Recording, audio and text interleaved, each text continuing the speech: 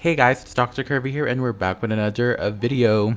In today's video, we have a new maybe series that's gonna happen, and this series is called "A Support Main Teaches You Blank." So it's a video series where if I ever get autofilled or if I ever want to try a different rollout, I will try my best to educate y'all, and hopefully you'll be interested in playing the role. Very creative, I know. Lol. So yeah, because considering majority of you guys, my subscribers, are support mains and partially, side laning sometimes, but mostly support mains, this be the video for you. And the first video in this series is me learning Wukong. I was autofilled here, and I was against a Garen. So of course I had to pick the most broken top laner at the moment, which is Wukong. And now, as a former top laner, I hate Garen with my life, along with Darius. So that's an insta-ban for me, but I didn't, because I was banning like other champions. Anyway, so let's talk about the runes and the summoner spells. Before I continue, this build was inspired by, well, not inspired, this build was made by wildrift. But before we do that, let's see this gank by Fiora, and Garen flashed, unfortunately. So I'll give the build of wildrift in the description so you can check it out. This is more of a general build, by the way, so do with it as you may. You can mix it up, but yeah. So my summoner spells is obviously flash and ignite. You can see me here poking, being ballsy, and my runes is the Grasp of the Undying, Triumph, which makes sense if you're a Baron laner, Nullifying Orb, and what is this? Demolish. As you can see, the Garen has Ignite, which could be a disadvantage for me, but that passive is very strong. As you can see here, look at me going aggro with Ignite, and he got killed. Period. So considering this is a guide, I'm gonna try to be brief but detailed. So let's go with his skills. His passive, Crushing Blows.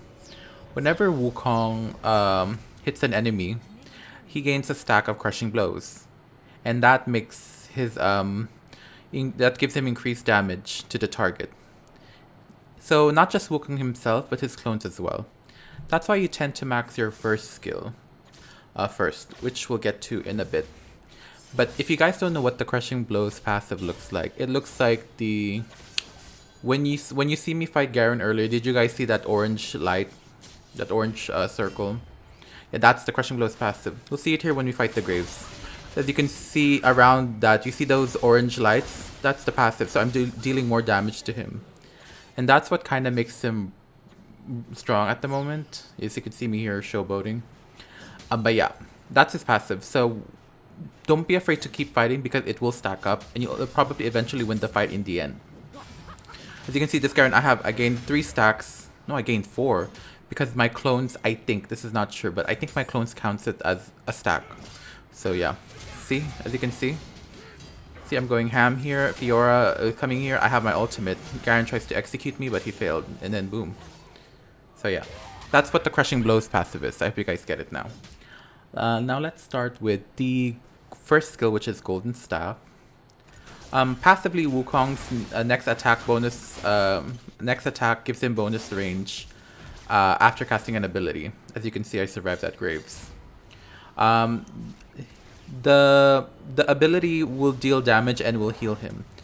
You technically want to max this second, because you already have healing from your Grasp, but it gives him additional damage as well. So yeah, and it's one of his main combos with his third skill and his first skill. But yeah, the second skill is Warrior Trickster. Now he becomes now I had another. Now Wukong becomes invisible and dashes in a direction that leaves him behind the clone. The clone will do reduced damage, and it will mimic his first skill and his ultimate.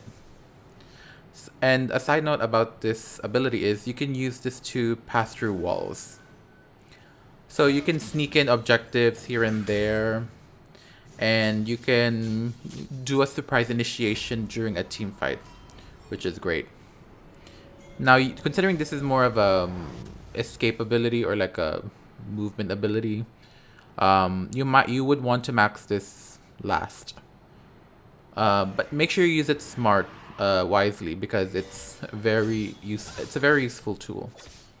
Now, the bread and butter of Wukong is his third ability, Nimbus Strike. As you can see here, going back to the gameplay before we move on, when the dragon came, I decided to immediately help them. As you can see here, I went in with my third skill and then started this ultimate. There was some lack of initiation here, but considering Wukong is pretty strong, I decided to be a bit ballsy. I was very tanky in that fight, as you can see. But yeah. The third skill is basically Wukong dashes to a target enemy and sends out images to attack the enemies, to attack his enemies near his target. It deals damage to each enemy struck, and it grants Wukong a temporary attack speed increase. So once you use it, you gain an immediate attack speed increase, which is great, you know, because he does a lot of damage, and you can partner that up with his first skill. So a good combo could be his third skill auto attacking to the first skill. You know, that's a lot of damage right there. So yeah, that's the skill order that you want for, you know, the Wukong. You max your ultimate Cyclone whenever.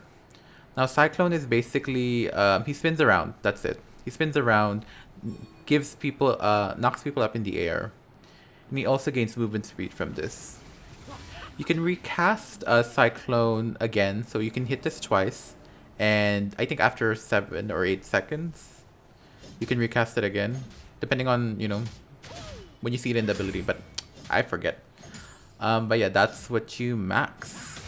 Now, a lot of people tend to max the first skill first, then the third skill. Which is great too, but people have their preferences. But, you know, I like the third skill more. But if you want more healing from your golden staff, you can take the first skill. Which I think is the correct maxing order. It's first skill, third skill, and then your second skill. Because you get more healing, so you can trade more. But like I said, it's personal preference for me to max the third skill. So we are very fed right now in this match because I don't have experience with Wukong, to be honest. But, you know, watching videos from YouTubers like Darkbreaker, who's probably one of the well-known Baron laners, you know, I kind of had an idea, you know. And I come from the PC version, so I had a top lane era back in the day. So, yeah. Anyways, so we talked about the spells, runes, and skill orders. If you didn't get what I said, please refer to the wildrift.com guide that I would leave in the description below. Okay. I don't want to go to the laning phase because you can see from the video how I did it. And there's a team fight happening here, so I'm going to go in with my second skill. Went in with my ultimate and caused havoc. As you can see, everyone got a stack of my, everyone got a stack of my passive crushing blows. So it does hit everyone in that ultimate. It's very useful. But yeah, that's kind of how you want to play Wukong within the mid game to late game. You can do split pushing and you can make picks. Make sure you get picks all around. You'll see in this gameplay I do take some picks because I feel like that's what he's good for. And with a little bit of tankiness in his build, you can actually pop off. So now let's talk about his build. Yeah. Oh, side note about the runes. Grasp is good on him because of, you know, the health and stuff. You gain health back a little bit, and I think you gain some health back. I may be wrong there. But Conqueror is also good because his Crushing Blows passive is stacking with his Conqueror passive, you know. Like I said, mix and match, you know. But if we're talking about a standard Wukong build, like a general build, you know, this Wildrift's guide will be useful for you. So now let's move on to his builds. Now the builds will differ in whatever matchup, okay? But I went with the standard because considering it's a Garen, I had to. So we start with the Divine Thunderer, then the Black Cleaver. Divine Thunder is very good against very tanky champions. In this case, it's Garen, and I hate Garen, period. And then we go with the Black Cleaver. Now this is a really strong item on Wukong. Not only is it gives him health and attack, but the armor shred and the passive. Let me read this thing. When he deals damage to an enemy champion, reducing their armor by 4% for 6 seconds, and this stacks up to 6 times for 25% damage reduction. As you can see here, I've gone crazy. That was a well-timed initiation from me. And now my team popped off. Oh look, there's a Seraphine. Anyway. Black Cleaver is really strong because it gives him haste. And you want to spam that Cyclone woo all the time. You know, party, party, party. I'm so hyper. But yeah. Attack speed, attack damage, health, and ability haste. But the most important thing about Black Cleaver is that Sunder passive. 25% armor reduction for 6 seconds. For 6 seconds that stacks up. That's really nice. 25% is the max, I think. Yeah. That's really nice. Partner that up with Death Stance, where whenever you get a takedown, you gain health back, which is really scary actually. And there's another passive that I don't remember what it was, but you know, something about true damage or something. I don't really want to explain that. But yeah, they took the dragon, which I hate. I'm trying to be careful here because Wukong may be strong, but he's strong with the teams. He can't get focused out or it will be over for you. The Samira was alone here and I had opportunity. I ulted her. As you can see, the passive crushing blows is popping off. I don't know why the hell she flashed. I have to see that. But yeah, I'm trying my best to hit everyone here. Samira had her ultimate, but she couldn't kill me. Because I think I was starting to build Death Stance at this point. I built Divine Thunder and then Death Stance because I needed the armor. And that passive where you gain health per takedown. But yeah, I think your 3 core items would be Divine Thunder, Black Cleaver, and Death Stance. Now, depending on the matchup in the future, as I mentioned in all of my guides, this could change. You can start off with a Maw, and then whatever. But look how much damage I'm doing to the Garen. He's getting chunked, mama. And I'm not really scared of the Samira anymore. As Home Alone said, I'm not afraid anymore. Because she's squishy and she will die with one combo from my thing. See, boom, boom. I don't have my ultimate here yet, do I? Yeah, she got bursted down by that brand. But yeah, like I said, make sure in the future you know your matchups. If you're against a Kale, probably want to build Maw because it gives you attack damage and armor. You can see I'm really ballsy here and the Triumph healed me. Yeah, mix and match in the future, okay? But my 3 cores for a standard build is Divine Thunder, Black Cleaver, and Death Stance. Okay. And then for your last 2 items, you can go either way. You know, your boots could be plated steel caps, mercury treads, or if you're feeling confident, or if you're doing an assassin Wukong build, you can do the Ionian ones, the boots of lucidity. For enchants, I think the best one for Wukong is excuse me, the Gargoyle Stoneplate enchant. Because whenever he initiates, he's in